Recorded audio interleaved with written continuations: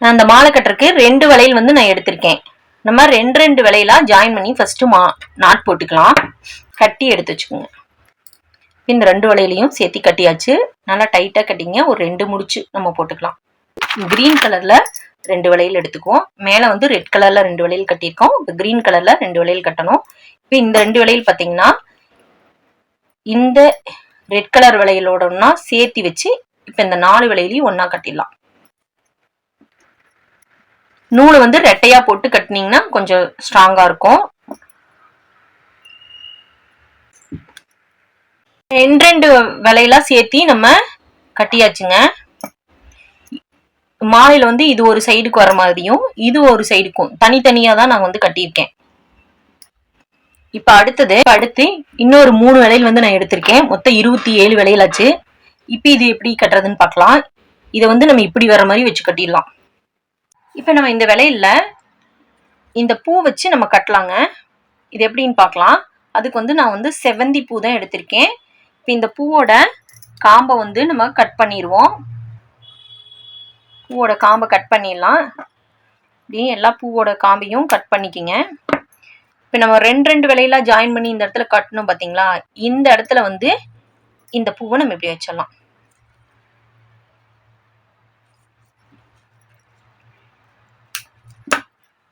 இப்படி இது பார்க்கவே ரொம்ப அழகா இருக்கும் இந்த வளையல் மாலைக்கு. இது எப்படி நம்ம கட்டலான்னு பார்க்கலாங்க. அதுக்கு நான் பூ கட்டுற நூல், அதுக்கு வந்து நம்ம துணி தைக்கிறோம் இல்லைங்களா, இந்த நூல் தான் நான் வந்து எடுத்திருக்கேன். இந்த நூலை நம்ம ஒரு 4 நூல் வர மாதிரி மடிச்சுக்கலாம். இப்படி 4 நூல் வர மாதிரி இந்த துணி தைக்கிற நூலை வந்து நான் மடிச்சு எடுத்துக்கிட்டேங்க. இந்த இடத்துல பாருங்க, இந்த செவந்தி பூவை காம்பை கட் பண்ணியாச்சு.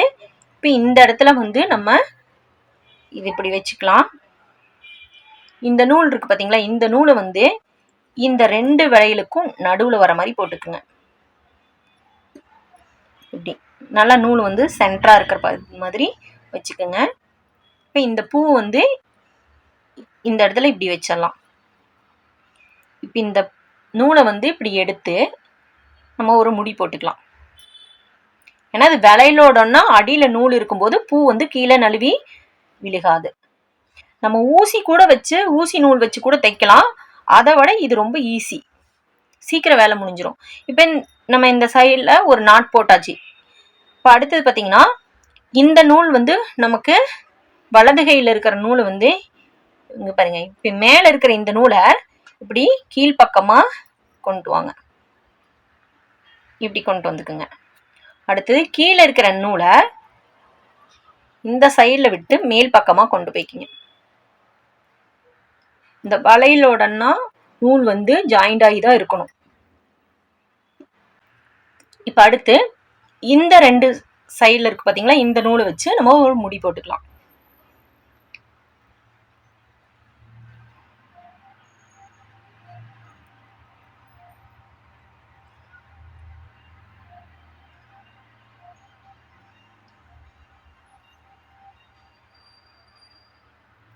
எப்படி இங்க பாருங்க. இப்போ எக்ஸ்ட்ரா இருக்கிற இந்த நூலை கட் பண்ணிடலாம்.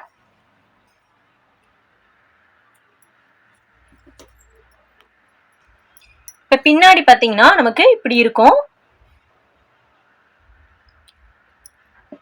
பூ வந்து நல்லா டைட்டா இருக்கு. ஊசியில வச்சு தைச்ச மாதிரியே நல்லா டைட்டா இருக்கு. கீழே வந்து விழுகாது. ஊசியில வச்சு நம்ம கோர்க்கும் போது கூட கொஞ்சம் லேட் ஆகும். இது வந்து நீங்க சீக்கிரமா கட்டி முடிச்சிடலாங்க. 2 வளையலுக்கும் நடுவுல வந்து போட்டுக்கிறோம். நம்ம ஏற்கனவே கட்டி வச்சிருக்கோம் இல்லைங்களா, இந்த இடத்துல வந்து இப்படி 2 வளையலுக்கும் நடுவுல வந்து இப்படி போட்டுக்கிறோம். அதுக்கு மேல வந்து நம்ம காம்பை கட் பண்ணின செவந்தி பூ வந்து நம்ம இப்படி வச்சுக்கிறோம். இந்த இடத்துல 2ஐயும் சேர்த்து வச்சு நம்ம கட்டிடுறோம்.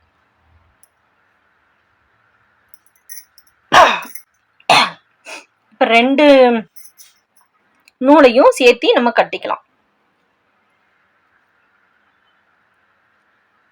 இப்படி கட்டிட்டு மேல் பக்கமா இருக்கிற நூலை இந்த வளையலுக்கு அடியில விட்டு அடிப்பக்கத்துல எடுத்துக்கிறீங்க. இப்படி கீழ்ப்பக்கமாக இருக்கிற இந்த நூலை இந்த வளையலுக்கு அடியில் விட்டு இப்படி மேல் பக்கமாக நம்ம எடுத்துக்கணும். சரிங்களா? இப்போ இந்த ரெண்டையும் சேர்த்து இந்த நாட் போட்டுக்குங்க.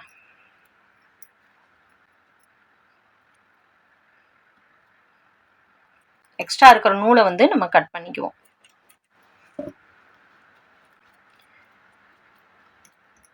பார்க்கும்போது ரொம்ப அழகா இருக்கு.